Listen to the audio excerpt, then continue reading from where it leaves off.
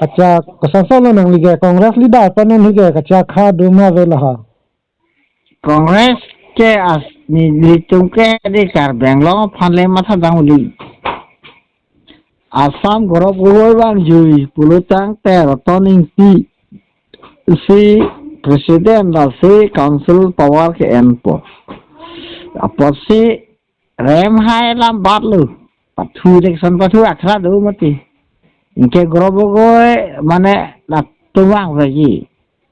Inke dake na chudun bang lu dili dalam rakan ini dom long po bakulu mehen pe. Sila. Ah ta. Lalu apa lalu si liga dan tu nak sunsik eh. Kailo nang liga Kongres lo mo rem dete palam happy ni koi duima ma hai vegi ma pine kacha kha duma palam ne ha. Awelo ti ni liga direct than lo Assam bang ke Kongres sarkar bang jui bobo. Inke Karbela district ke rotoning tipe ni tu si handle kore podak. Tuliram phanta awelo thang ta awelo dake BJP bangi angke dak si cholong bobo adak ase anum ko hai ke amul da kom lo bon ta ke chuju tumta baklu man ba gari hum din thoche namra net po ronit tra ba to sagar bara abro sinampur amere te ho sa Ni harangkat hai ma remi. la hai lam la sam stella harakat hai lam la di puaraton boyan roton rem hai lam lili. Kali ti Assam hadak ya jakong betul ladak dum tak klaim nembang bang cerai thete nang liga vidun sudia poko. Kubisika bilang mati ko Assam si gorok poko Kongres sarkar wang jihala tumlo putang tek Karbelong distrik long ke rotoning tisi amalik lebo ala tuliram lo hagan ako Kongres long rem tu nang pobo ente ne ke rotono munir lebo bakuli ban pan kente hal hai long dam thai lo ko Itulah BJP ke hai bang ini ke thom do tum ta Kongres dun thurup le po puja lo nang liga matha. yang tu nangil ko na tu de jamila lo itu cho jali pu pon pelu Itulah lunsing teron ke ente nang dun juite ko pula. pon pelu ko hai ke Tuliram sa phana pon pela. pon pelu ko pon nang malai pon te ter ing pu china Itulah ong suryo phani pon ma pon pela. surjo bang la bang ong surjo rong phar ke di Ah. sing be pe ong surjo rong phar ke hele ko se hempre ka tum lu ta hempre wa we ma poke ba the rong na su pon lang ma ko chelo Kali mo Kongres sarkar bang te nang li hipu si council cari itulah tundun thurup putik polam ne he. Bako la tumke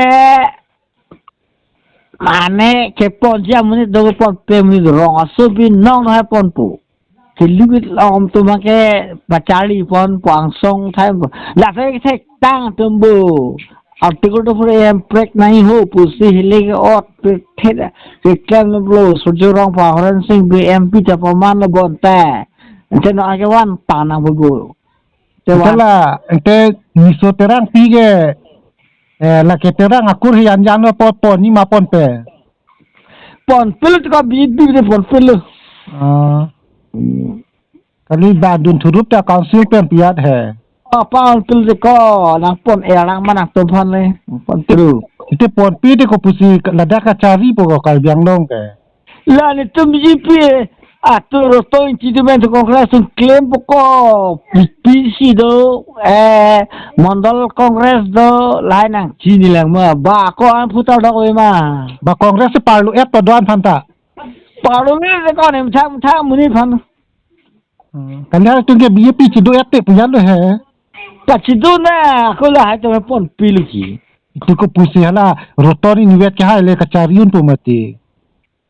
Roton daga cari ji kali himon gorok gogoi se Assam cari ji daki ke distrik adere dimbunti Itulah ke aprang sole pobo mane Kongres sarkar po doan ta BJP na Kongres nang dun no pili pobo la na pui ke gorop gogoi ke. pupila ti ko ni te la BJP na ye plumbo le teram ni le ko la te La BJP ha parem et po plung ke hai dia namang ke parem long le ko. ke hanya tu hai nu hai na telah tu kena tu nungkur tu ko thikup lu ho itu toy ling lu na ko sa fuling thiam sa ting china na bola BJP hai tu ke back BJP le buklu hak mako ram ni ta tanang lige kongres ke cipahai bunta ko long bak ke hai ma kolosing tanang li ni chithe long bak constituency hai ke MLA ni tu ga sam proses ba tu ka asam kali ke kar biang long na kar bi bo kar bi yang long bo long ke la ke rem tam ni hai ta me la ke mane di Assam state long kongres la ji mete kar beng long council ke akaprek a sarkar ke man melu la ni bang pho man ti ko la dakta candidate ke kongres ta bang pho lo bo APLC pen alliance la si bang kwan lo si hai yin ke kongres pen alliance long nang li ni puthap long bak puthai ha ni ke bip pai na tulira rahang pai nang ni se tera pai na bip pai lam na muthe ni to ke 126 bane di 56 Assam state long long nang pu la le ke pahai nang pateng ke nang li ke joy BJP bhavot PPD lo nang li kongres ko choi PPD lo pahai nang pute BJP kar biang long ke pilo di le pin che che lo na son sora chok chim ra kro ju re pakla lo ta fidu na pute pulo nang li so dui mukhya ka men li masirong so li athak thak ke unan poisa chudun po BJP lo voti pi bang ke kongres pha Kongres ni ke komune kongres ti Suryanu theng de roton ti bawar kam theng de na to sara ke participate kam claim li tela abo hospital tandang lo ke BJP sarkar lo bo la runu doi tang ho asiklo yon wang sok sang pi pine 25,000 ta non pi po 10,000 ta long lo akonon long ho pang reng pa pi thu po 50,000 มันเนี่ยแฮมตาวนะแฮมลองยับปีเทบีปีเป็นลอกแกนางลิแกบีปีพาวดปีเป้กองแรกมาปีทุรองบ่ก็กองแล้วปั๊บเลยปั๊บเรียรองหน้า Kongres ke sakuri si pinai kali ti ke dam tang ke BJP lok lo banale phana ke ra ke non du ke BJP phange vote pipe banang le lo tata kangla de bi sarkar phage him hiduk mani ko ako ni khejewa sarkar ke lasting te la no ti nang di tareng bom lo bete te chole BJP pha vote pipe de ke ni ring ke ni Kongres pes ke ring bu itala nang li hem sorta BJP pen hang dun de den ko son aruna doi ta ke pom phra bu lo ba pom lo ka ren bu chor puna ala hospital heta papa wang de nang doktor heta niligani wa ke chosi pharo tha chikran baroso somar pen bote na chine nale la baroso taka le parfam tane chikran pen la ka men pe ko kali nili ke la pu bang ke kali he mothe nang lita hala nang di he ma sor pen bang ke baroso po ye pi pen lok si ning kan kep ke reng bom nang de ke kono nang ke kongres pasivut pi rong ko la chodak pe ko la chikran baroso po sa ka lo la urut pasala we pak merok bilang pulok dak ko itela arun doi mo chiklo pen endu nang lelo de sok sang ta de hala dali hai ta de ata hala hospital da ako voi thu den de chung ni sok se mai sok ulam he ako la pia mi wai ta nang pacien den nang de BJP tu bipla plene kongres ki peme bipra plene kongres ki la to chong le hala nang li vote PPP bang ke muthe ko son ma pusin nang ka ji non thu nang li kongres pham vote pi vek si lok back kongres ke hai nang ni chit he du ma pusin nang ka ji cho kongres hai lo sab chi mi sal ko ko li ko kai biang no ti ni tum pe biang no lok back pu tha kala hai leong salang to sara ela phak tu ba pu the the mai ni pulang nang he long back rồi paisa la piso chiklan 1250 biskut nam tan hafta se do di ko 1250 ki thu na phasa ko fitan lo putana pune na chiklan 50 normal oi 40 normal oi kom meta lang la so sa kurin dane richard tok beto BJP tum damara bangan fan implement pilo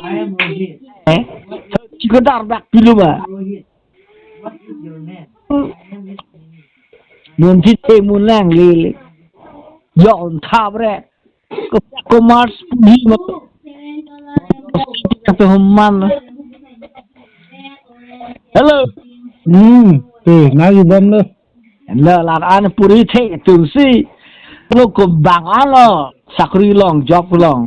Nah, alisa fite. Chukidar, pigeon, full grade, third grade, sakri ko ma bang alo lo. Kita bang, ning kasip ko bang ke kay bang lo rapan ke rabom ko unan ke. Oh, ko emi thang apa tax na pabor hai paisa le lo hai le. Be na insensat kori unde ma ko na pensi ko sonsi ki pilela urdu. Sangta we mathena ni phan ka yu ke long ba congress ke hai IML puthegi ma ko lam si nang ka yu chot de. Congress hai hai po hai pa ko Assam state betu ke. Mane akha khelo bola sateng te. Assam Kay biang long hai. te gorob ko chimdar chopo. Ni congress pen ke hai ke hala Sanjip Teron hai ma hi ma polam ne haraghat pen. Haraghat la hai po hai po hai bad lo hai election hai la. Kala Bikram Hansi ke congress avuti pidun dit hai lo ko. Assam lo government haraghat sajitran hai lo putang te la sarkar Ako roton sa manta nang di vote pidun dit hai lo congress ta. ti la solam ni liam di. Akin nang like vote pidun ma ti di congress phan ke haraghat yang te haraghat Sanjip Teron hai ma hi ma pon we angka yu. La ke ba hai po ko sajitran hai la ke sarkar. So ke nang lida puthek thelang ko lo bono ko ke. Meke gorob ko chimdar chopo rotoning tisi power. Rob gogoi phalit ko nang li vote pidun ke Sanjip Teron phan lo. Dim lo sanji pinapo. Na heno ko la si ni nge the do ma pus nang ka yu de. La ke hai. E bo ko pailam la ke. Ata ami ni sen nang ni ngit hai kompai po ha.